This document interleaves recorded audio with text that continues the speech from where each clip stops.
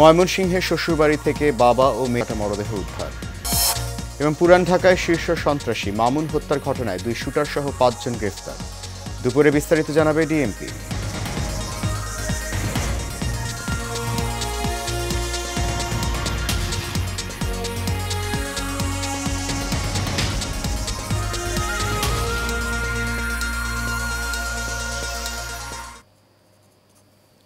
সবাইকে স্বাগত জানাচ্ছি এশিয়ান নিউজে। আপনাদের সাথে আছি আমি সৈয়দ মাহিউজ্জামান মুখর।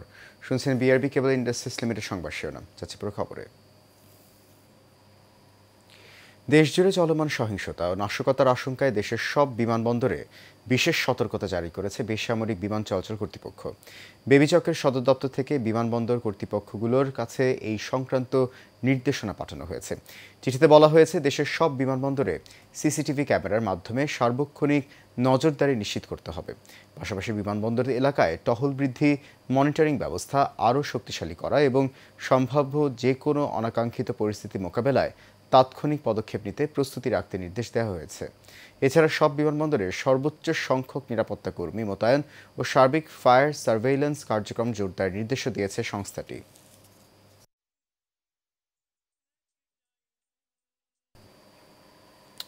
কার্যক্রম নিষিদ্ধ থাকা আওয়ামী লীগের লকডাউন কর্মসূচিকে ঘিরে সৃষ্ট নাশকতা ঠেকাতে রাজধানীর প্রবেশ মুখে তল্লাশি চৌকি বসিয়েছে পুলিশ। এ বিষয়ে বিস্তারিত জানাতে সাভার থেকে যুক্ত হচ্ছেন সহকর্মী জহিরুল ইসলাম খান লিটন। লিটন, 13ই নভেম্বর ঘিরে তো একরকম আতঙ্ক তৈরি হয়েছে সারা দেশ জুড়ে। তো এই সাভারে আইনশৃঙ্খলা পরিস্থিতি নিয়ন্ত্রণ প্রশাসনের পক্ষ থেকে কি ধরনের পদক্ষেপ নিতে দেখেছেন এখন পর্যন্ত? দেখেছি যে সাভারে কিন্তু যে আওয়ামী লীগ যারা রয়েছে তারা কিন্তু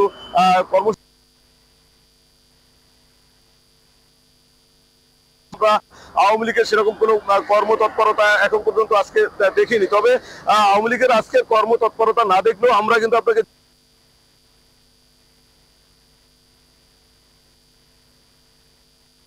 দিয়ে কিন্তু বাসগুলো জ্বালিয়ে দিয়েছে এবং নিরাপত্তা আর যে পুলিশ যে চেকপোস্ট বসিয়েছে আমরা দেখেছি যে আর কোথাও কিন্তু আমরা সেরকম উল্লেখযোগ্য হারে কিন্তু পুলিশের চেকপোস্ট দেখতে পাইনি। আমি এই মুহূর্তে রয়েছি ঢাকার প্রবেশদ্বার ঠিক আমিন বাজারে। আপনার এইগুলো যা রয়েছে সব কিন্তু একেবারে স্বাভাবিকভাবেই চলছে এবং প্রতিনিয়ত মানুষজন যারা রয়েছে তারা কিন্তু কর্মস্থলে যাচ্ছে। তবে যে বাসে আগুন দেওয়াকে কেন্দ্র করে কিন্তু সাধারণ মানুষ যারা রয়েছে তথা জনমনে কিন্তু ব্যাপক চাঞ্চল্যের সৃষ্টি করছে এবং সকলে কিন্তু আতঙ্কিত যে এভাবে যদি যত্রতত্র গাড়ি পুড়িয়ে দেওয়া হয় তাহলে কিন্তু মানুষের নিরাপত্তা থাকবে না, সেরকম কোনো নিরাপত্তা থাকবে না এমনটি কিন্তু বলছেন। এবং এই ব্যাপারে প্রশাসনিক তৎপরতা কিন্তু ব্যাপক হারে বাড়াবার জন্য কিন্তু সাধারণ মানুষ যারা রয়েছে তারা বলছেন। এই ছিল আমার কাছে সাভারের আজকের প্রশাসনিক তৎপরতার এখনকার মতো সর্বশেষ তথ্য। মুখর লিটন, আপনাকে ধন্যবাদ। আমাদের সহকর্মী জহিরুল ইসলাম খান লিটন সাভার থেকে জানাচ্ছিলেন সবশেষ পরিস্থিতি। ময়মনসিংহের হালুয়াঘাট শ্বশুরবাড়ি থেকে বাবা ও মেয়ে মরদেহ উদ্ধার করেছে পুলিশ। নিহত ব্যক্তির নাম রতন ও তার মেয়ে নুরিয়া খাতুন। এই ঘটনায় গুরুতর আহত অবস্থায় নিহত রতনের স্ত্রী জুলেখা খাতুনকে ময়মনসিংহ মেডিকেল কলেজ হাসপাতালে পাঠানো হয়েছে। বুধবার রাত 3 ঘটিকায় উপজেলার ভুবনকুড়া ইউনিয়নের পলাশতলা গ্রামে ঘটনাটি ঘটে। ঘটনায় সহকারী পুলিশ সুপার মিজানুর রহমান ও থানার ভারপ্রাপ্ত কর্মকর্তা হাফিজুল ইসলাম হারুন ঘটনাস্থল পরিদর্শন করেন। জিজ্ঞাসাবাদের জন্য নিহত রতনের শ্বশুর দুলাল ও দুলালের স্ত্রীকে থানায় নেওয়া হয়েছে বলে জানিয়েছে পুলিশ।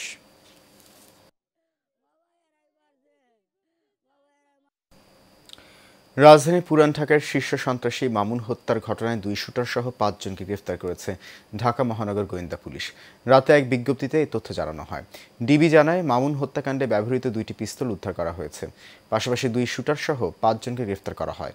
তবে গ্রেফতারকৃতদের নাম পরিচয় প্রকাশ করা হয়নি। এ বিষয়ে বিস্তারিত জানাতে আজ ব্রিফিং করবে ডিএমপি। ব্রিফিংয়ে ডিবির অতিরিক্ত পুলিশ সুপার শফিকুল ইসলাম বিস্তারিত তুলে ধরবেন। এর আগে গত সোমবার পুরান ঢাকার ন্যাশনাল মেডিকেল ইনস্টিটিউট হাসপাতালের সামনে 2 অস্ত্রধারী গুলিতে মামুন নিহত হন।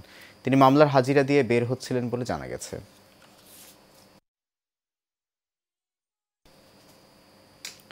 জুলাই আন্দোলনের প্রথম শহীদ রংপুর বেগম রোকেয়া বিশ্ববিদ্যালয়ের শিক্ষার্থী আবু সাইদ হত্যার ঘটনায় মানবতা বিরোধী অপরাধের মামলায় 12তম দিনের সাক্ষ্য গ্রহণ আজ। এই মামলায় বিশ্ববিদ্যালয়ের সাবেক ভিসি হাসিবুর রশিদ সহ 30 জন আসামি রয়েছেন।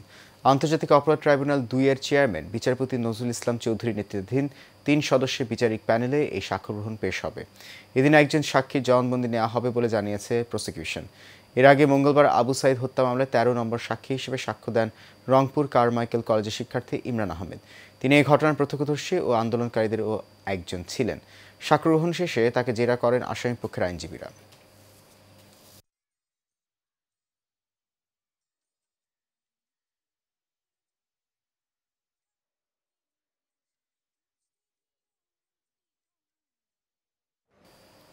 বাংলাদেশ জাতীয়তাবাদী দল বিএনপির মহাসচিব মির্জা ফখরুল ইসলাম আলমগীরের সঙ্গে বৈঠক করেন ঢাকায় নিযুক্ত ইউরোপীয় ইউনিয়নের রাষ্ট্রদূত মাইকেল মিলার। রাজধানীর গুলশানে বিএনপি চেয়ারপারসনের রাজনৈতিক কার্যালয়ে বেলা ১১টায় এই বৈঠক অনুষ্ঠিত হয়। সাক্ষাৎকালে বিএনপির পক্ষ থেকে উপস্থিত ছিলেন দলের জাতীয় স্থায়ী কমিটির সদস্য ও চেয়ারপারসনের ফরেন অ্যাফেয়ার্স অ্যাডভাইজারি কমিটির সদস্য আমির খসরু মাহমুদ চৌধুরী, ভারপ্রাপ্ত চেয়ারম্যান তারেক রহমানের আন্তর্জাতিক বিষয়ক উপদেষ্টা ও বিএনপির যুগ্ম মহাসচিব হুমায়ুন কবির এবং বিএনপির সাংগঠনিক সম্পাদক ও চেয়ারপারসনের পররাষ্ট্রনীতি বিষয়ক বিশেষ সহযোগী উপদেষ্টা কমিটির সদস্য শামা ওবায়েদ।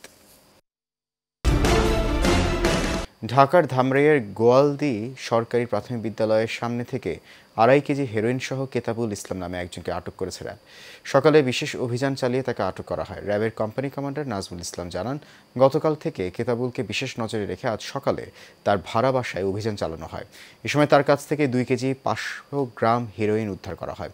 সাভার, আশুলিয়া, ধামরাই, মানিকগঞ্জ সহ ঢাকার আশপাশে চালান করার জন্য হেরোইন মজুত করা হয় বলে জানায় র্যাব।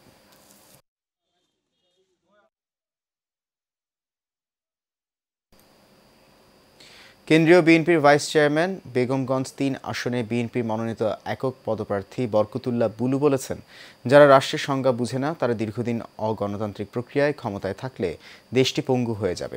দিন দিন দেশের বেকার সমস্যা বৃদ্ধি পাবে। তিনি নোয়াখালীতে সাংবাদিকদের প্রশ্নের জবাবে এসব কথা বলেন। তিনি আরও বলেন, দেশে কয়েকটি দল জনগণের ভোটে নির্বাচিত হতে চায় না, তারা দলের প্রার্থী থেকে পিআর নামক পার্সেন্ট ভোট নিয়ে সংসদ সদস্য হতে চায়। এই সময় উপস্থিত ছিলেন বেগমগঞ্জ উপজেলা বিএনপির আহ্বায়ক কামাখ্যা চন্দ্র দাস, সদস্য সচিব মাহফুজুল হক আবেদ, পৌর বিএনপির আহ্বায়ক জহির উদ্দিন হারুন, সদস্য মোহাম্মদ আহসানুল্লাহ, উপজেলা যুবদলের আহ্বায়ক রুস্তম আলী, সদস্য সচিব মহিউদ্দিন রাজু সহ উপজেলা বিএনপির অঙ্গ ও সহযোগী সংগঠনের নেতাকর্মী।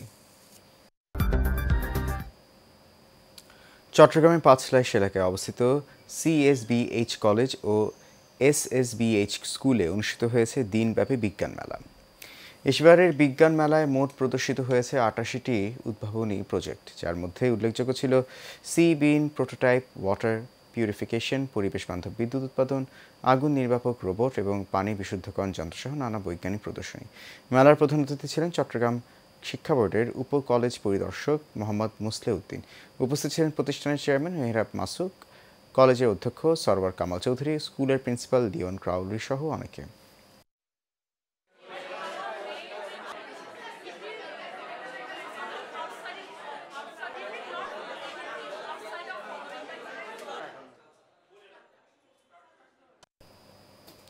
শেষ খবর এশিয়া নিউজ। তার আগে বিআরবি কেবল ইন্ডাস্ট্রিজ লিমিটেড সংবাদ শিরোনামগুলো জানিয়ে দিচ্ছে আরও একবার।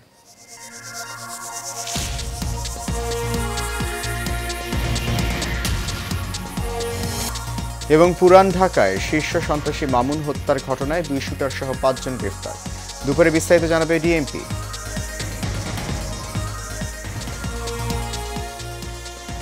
এশিয়া নিউজে পর্যন্ত আমাদের পরবর্তী সংবাদ দেখার আমন্ত্রণ রইল। আপনাদের সঙ্গে থাকার জন্য অনেক ধন্যবাদ সবাইকে।